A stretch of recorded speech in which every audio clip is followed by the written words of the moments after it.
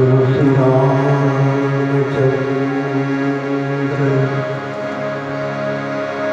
भगवान की जय। श्री द्वारिका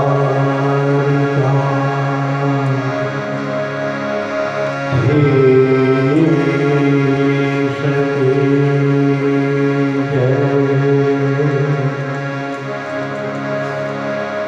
श्री हनुमान जी महाराज की जय। सद्गुरु भगवान की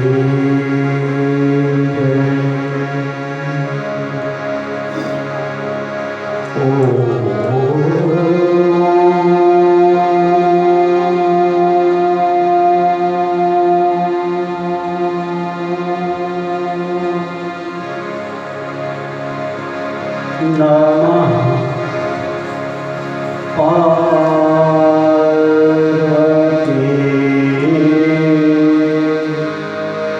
पतये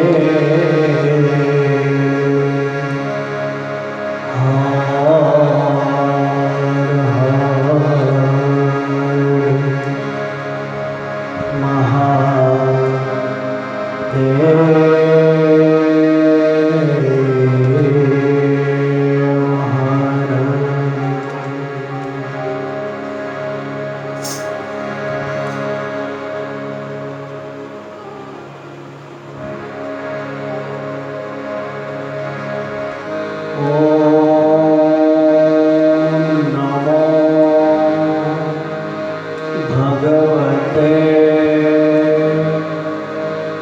वासुदेवाय।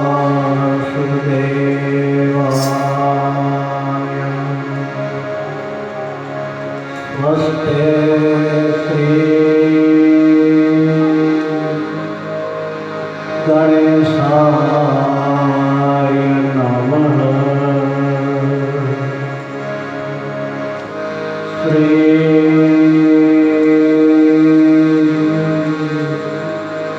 सरस्वत्यै नमः।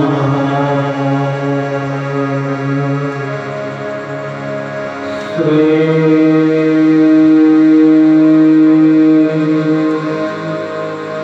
गुरुभ्यो नमः।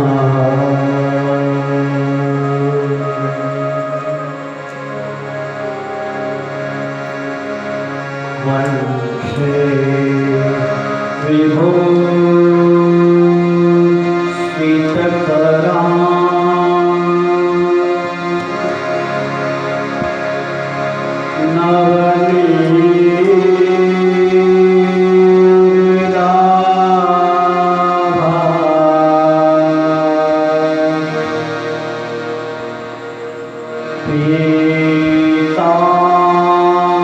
पीताम्बरा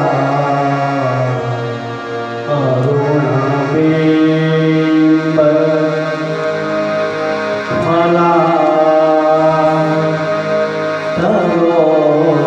फलातरोष्ठा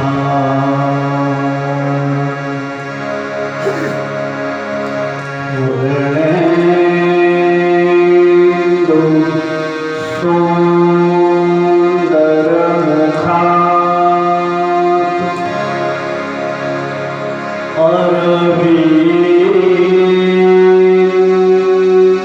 अरविन्दनेत्रा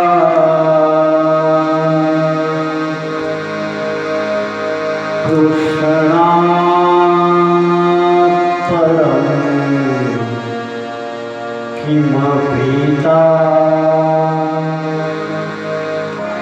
त्वमहं न जाने।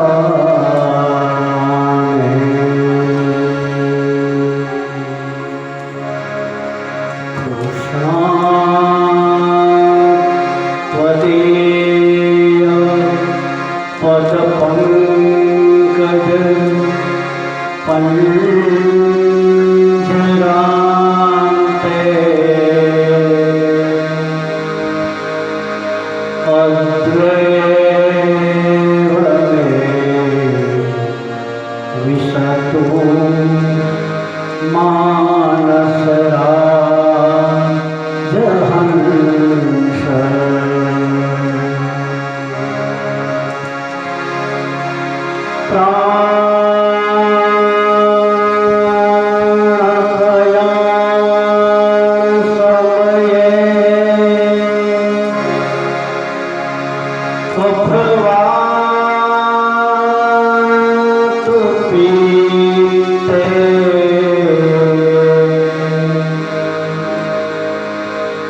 Hare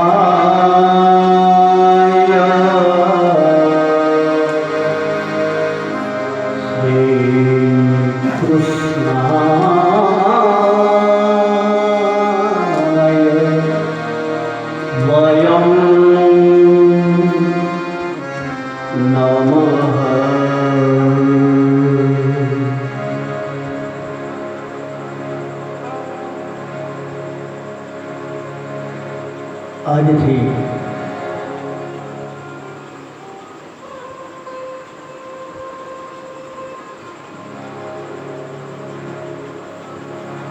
પવિત્ર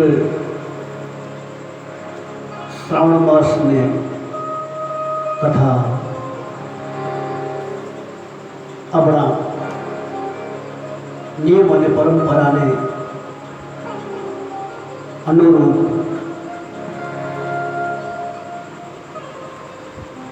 આજથી શરૂ કરી રહ્યા છીએ. આપ બધા જાણો છો કે આપણો નિયમ છે કે શ્રાવણ માસની કથા અષાઢ વદ 11થી વર્ષો જૂની એક પરંપરા આપણી આ છે. તો એ પરંપરાને અનુસરીને આજથી શ્રાવણ માસની કથાનો પ્રારંભ કરી રહ્યા છીએ. દર વર્ષે આપણે અલગ અલગ ગ્રંથ લઈ અને સત્સંગ કરતા હોઈએ છીએ. તો આ વખતે શ્રીમદ ભાગવત મહાપુરાણ એની કથા આપણે 1 મહિનો અને 5 દિવસ સુધી પ્રેમથી આપણે બધા મળી કૃષ્ણ ગુણાનુવાદ એને આપણે ગાશું. મારી યથાશક્તિ યથા જ્ઞાન હું આપને આ કથા કહીશ. આપ બધા એને સાંભળશો. શ્રીમદ ભાગવતજી હું ઘણી વખત કહું કે મારો માનીતો અને પ્રિય જો કોઈ ગ્રંથ હોય તો શ્રીમદ ભાગવતજી છે.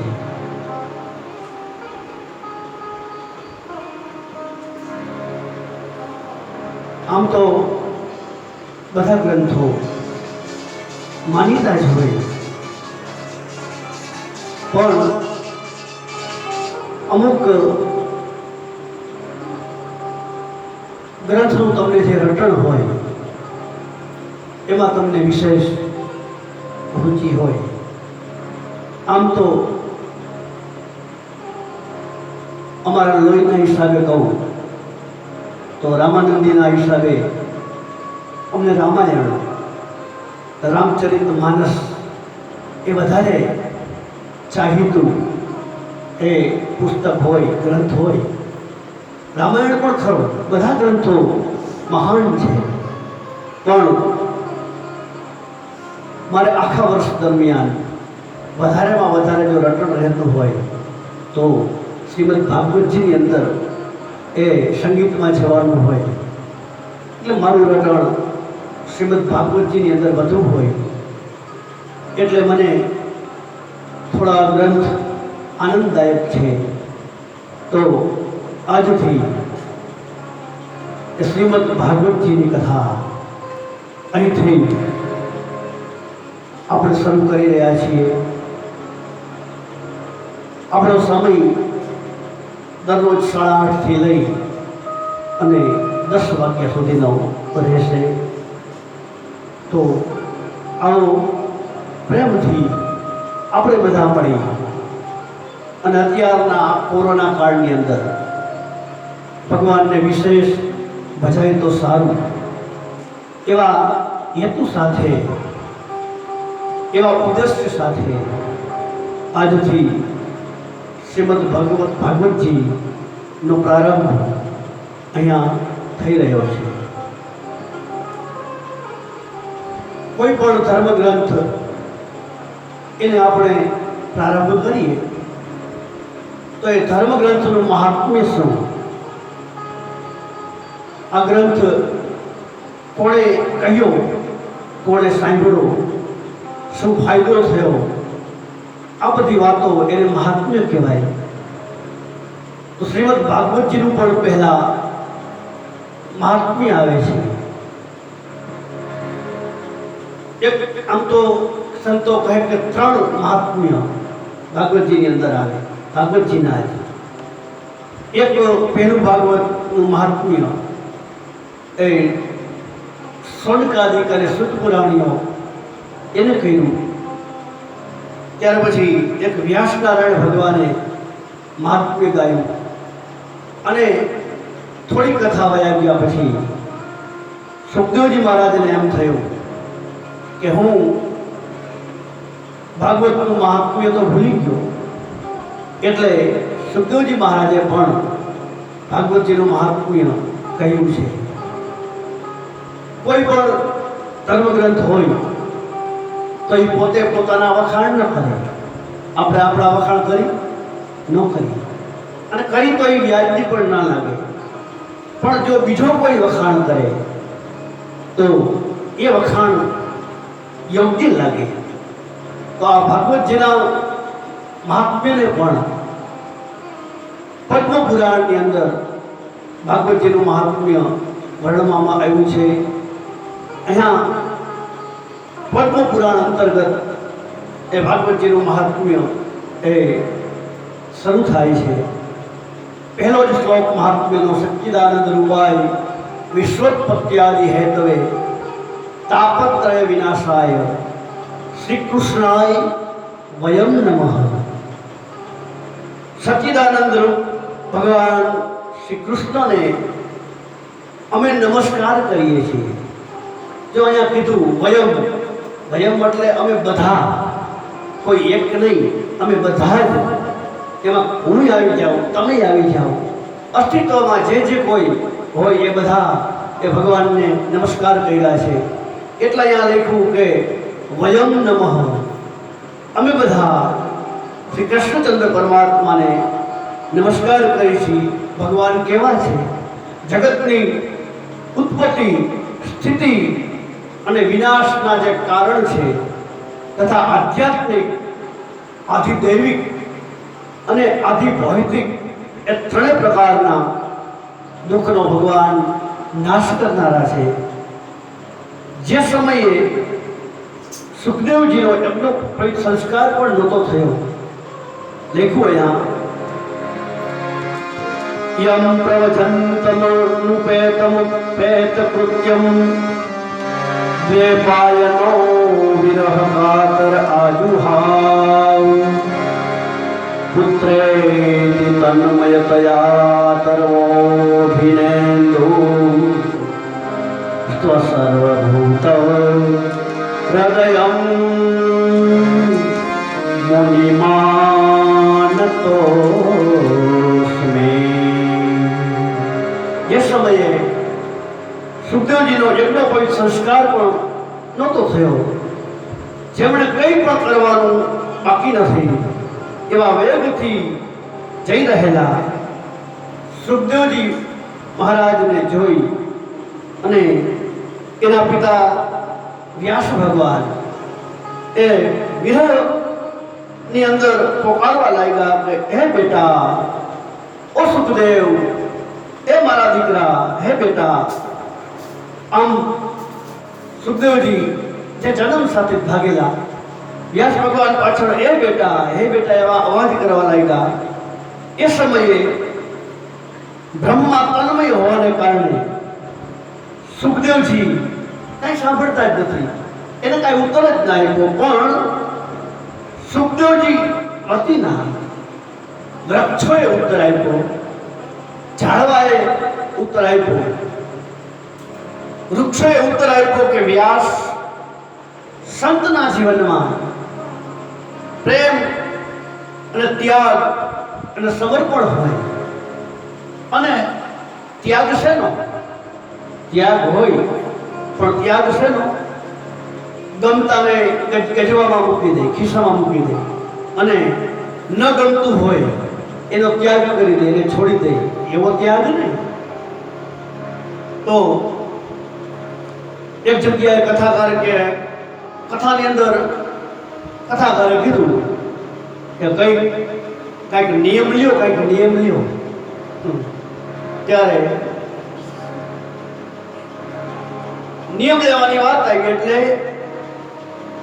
કથાકારે કીધું છેવટે કાંઈ નહીં તો ખાવા પીવામાંથી એકાદી વસ્તુ ઓછી કરો, એવો નિયમ લ્યો. ત્યારે બીજા દિવસે એક ભાઈ કથાકારને મળી અને કીધું કે બાપુ, કાં? તો કે તમે કાલે કથામાં કીધું હતું ને કાંઈક નિયમ લ્યો. તો કે મેં નિયમ લઈ લીધું. સારી વાત કહેવાય, લ્યો, તને તરત લાગી ગયું, બહુ સરસ વાત કહેવાય.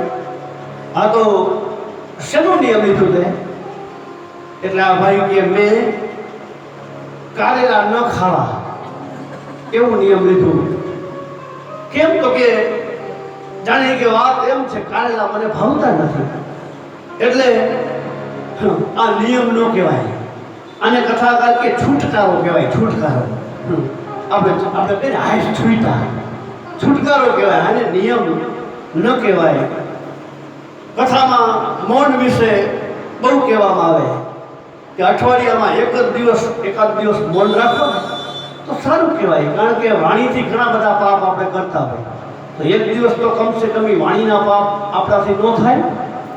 આપણે કથાકાર એમ કહે કે તમે અઠવાડિયામાં એક દિવસ મૌન રાખો, તો કે બીજે દિવસે મને એક ભાઈ આવીને કે આપણે બાપુ મૌન લઈ લીધું. તો વાહ, સરસ, કયો સમય નક્કી કર્યો?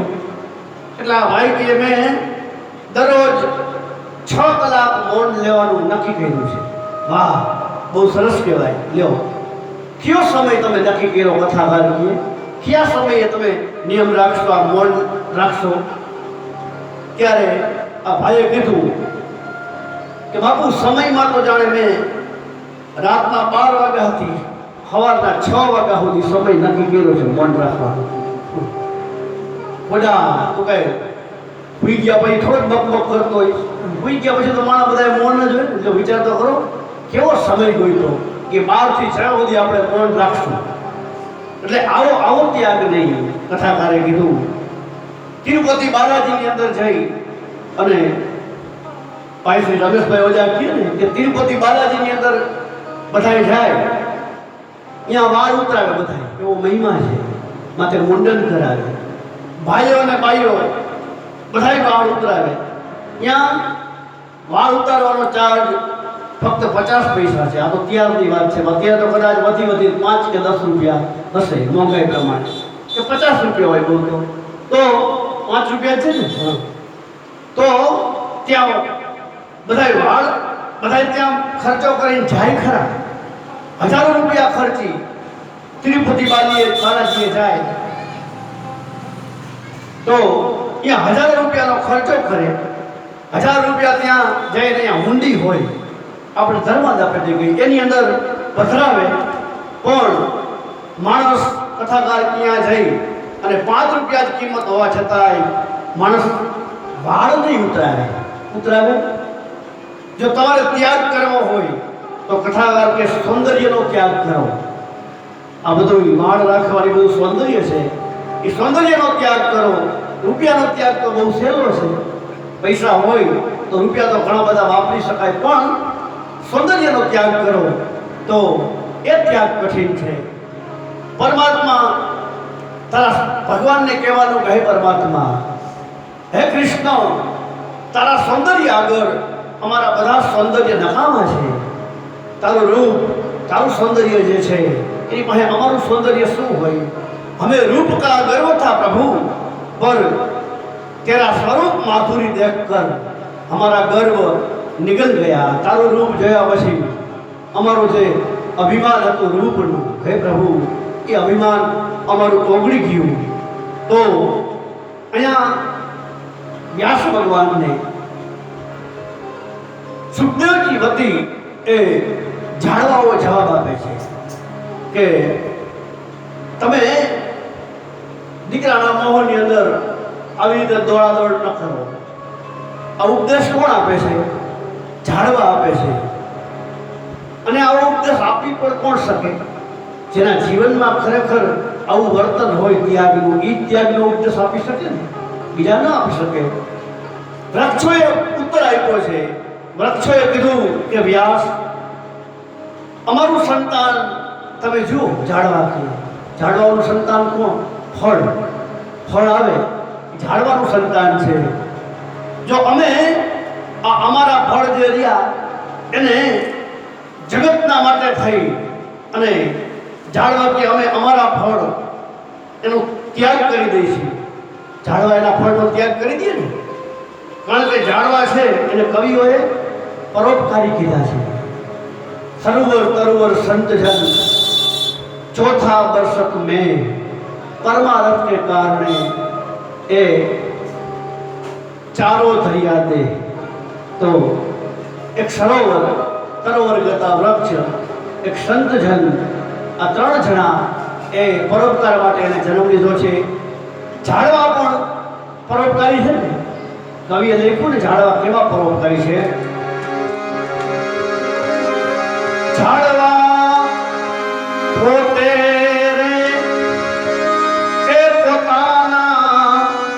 फल नहीं खाता रे उपकारी आत्मा रे हो जी. ઝાડવા પોતે રે પોતાના ફળ નથી ખાતા રે ઉપકારી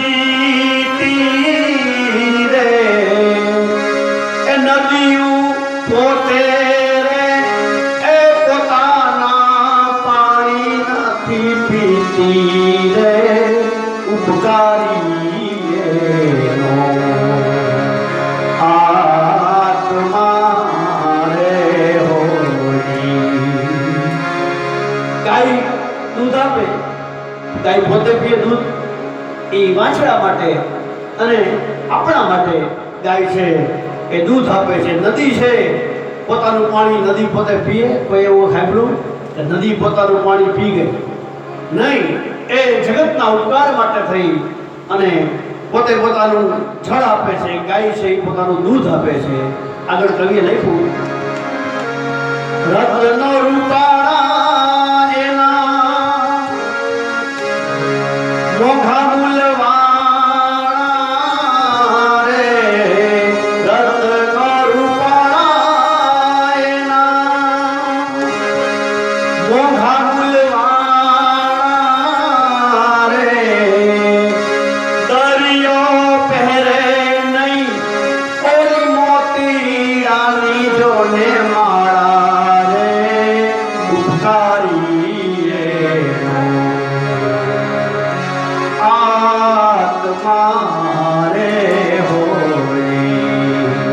દરિયો છે એની અંદરથી ઘણા બધા મોતી રત્ન આ બધું દરિયાની અંદરથી નીકળે, પણ કદી કોઈ દિવસ એવું સાંભળ્યું કે દરિયાએ માળા બનાવી અને રત્નોની મોતીઓની માળા દરિયાએ પહેરી? એવું સાંભળ્યું? દુનિયા માટે થઈ અને દરિયો છે એ રત્ન આપી દે છે. તો આમ વૃક્ષોએ કીધું કે હે વ્યાસ ભગવાન, અમે અમારું સંતાન ફળ છે એને અમે જગત માટે થઈ અને એનો ત્યાગ કરીશું, તો તમે તમારું ફળ એટલે તમારો પુત્ર સુખદેવ એનો પણ તમે ત્યાગ કરો.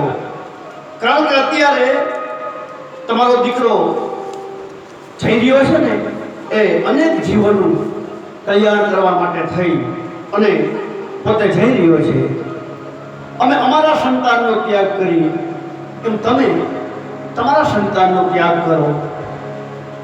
તમે તમારા સંતાન સુખદેવજીનો ત્યાગ કરો.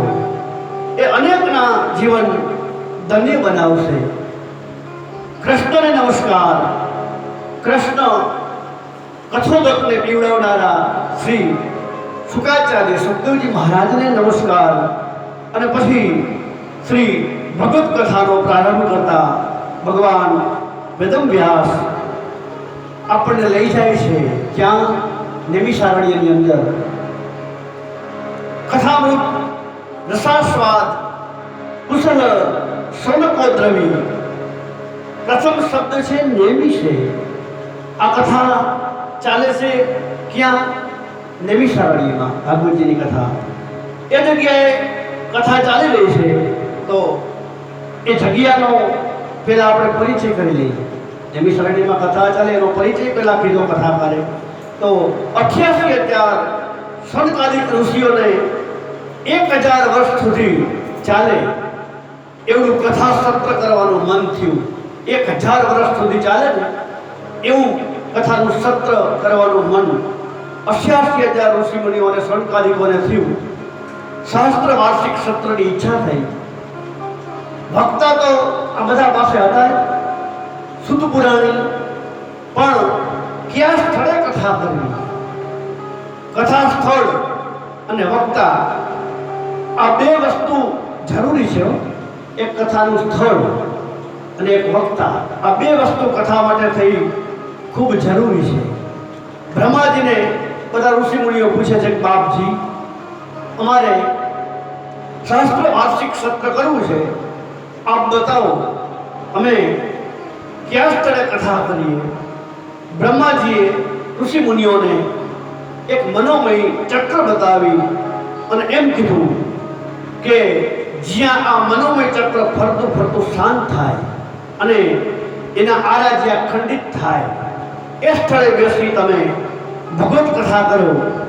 બ્રહ્માની પાસેથી નીકળેલું એ મનોમય ચક્ર હતું એ એક નિમિષ માત્રની અંદર અરણ્યની અંદર એટલે કે જંગલની અંદર આવ્યું. ત્યાં એ ચક્ર શાંત થયું, એના આરા ખંડિત થયા એટલે એ જંગલનું નામ પડ્યું નૈમિષારણ્ય. એક નિમિષના સમયની અંદર ત્યાં આવી ગયું. નિમિષ એ સમયનો એકમ છે. નિમિષ એટલે ક્ષણનો ત્રીજો ભાગ, એનું નામ નિમિષ.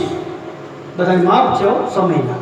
હા, ઘડી, પલ, નિમિષ, લવ, માત્ર આ બધા સમયના માપ છે.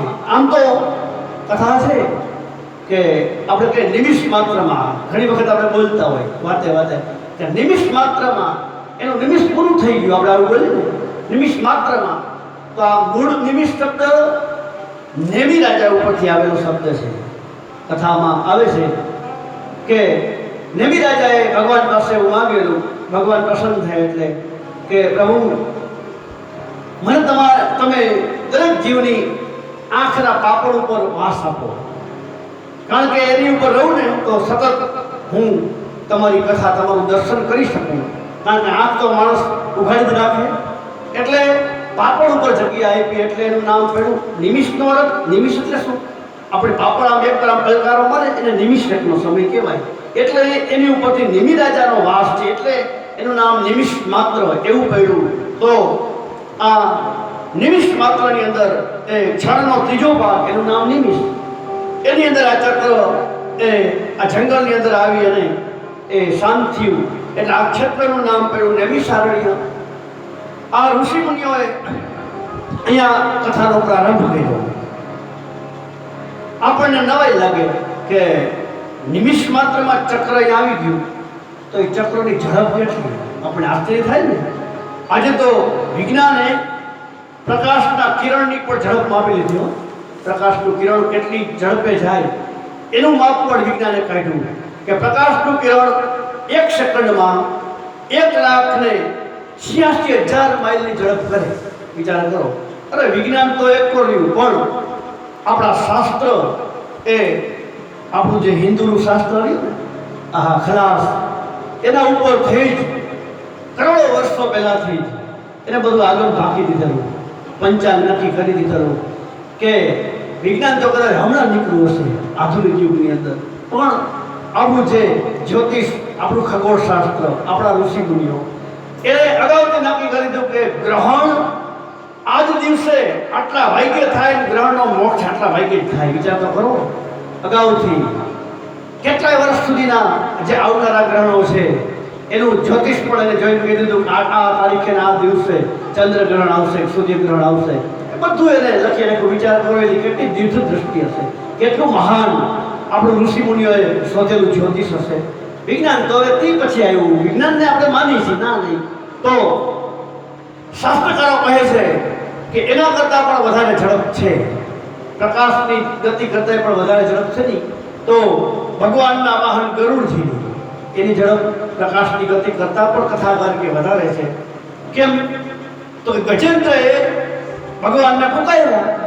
ગજ અને ગ્રહનું યુદ્ધ થયું, ભાગવતીની અંદર કથા આવશે. તો ગજેન્દ્રએ જ્યારે ભગવાનને પોકાર્યા અને ભગવાન ગરુડ ઉપર બેસી અને ભગવાન તૈયાર થયા ત્યારે લક્ષ્મીજી ભગવાનને પૂછે છે, પ્રભુ આ ઓચિંતાના પ્રયાણ ક્યાં કર્યા, આટલી બધી ઝડપથી તૈયાર થયા કઈ તરફ? ત્યારે ભગવાનને કેવું છે કે મારે હાથીને બચાવવા જવું છે. પણ ભગવાન હાથી બોલ્યા, એમાં જ્યારે ભગવાન હા બોલ્યા ને ત્યારે ભગવાન લક્ષ્મીજી પાસે હતા, પણ થી બોલ્યા ત્યાં ભગવાન એ હાથીની પાસે ભગવાન સરોવરના કિનારે પહોંચી ગયા હતા. વિચાર તો કરો ગરુડની કેટલી ગતિ, આટલી ગતિથી હા બોલાણો ત્યારે વૈકુંઠમાં હતા અને થી બોલાણો કેટલી વાર લાગે હાથી બોલતા, એટલી વારમાં ભગવાન એ ગરુડની ગતિથી ભગવાન ત્યાં પહોંચી ગયેલા. ત્યારે આટલી બધી ગતિ ગરુડજીની છે, પણ પ્રકાશના કિરણ કરતાં વધારે ગરુડજીની ગતિ છે. અને ગરુડજીની ગતિ કરતાં કોઈની વધારે ગતિ ખરી? તો કથાકાર કે હા, એક ગતિ એવી છે ગરુડની ગતિ કરતાં પણ વધારે છે. કઈ ગતિ? તો મારા અને તમારા મનની જે ગતિ છે ને, આપણા મનની ગતિ એ ગરુડજી કરતાં પણ વધારે છે.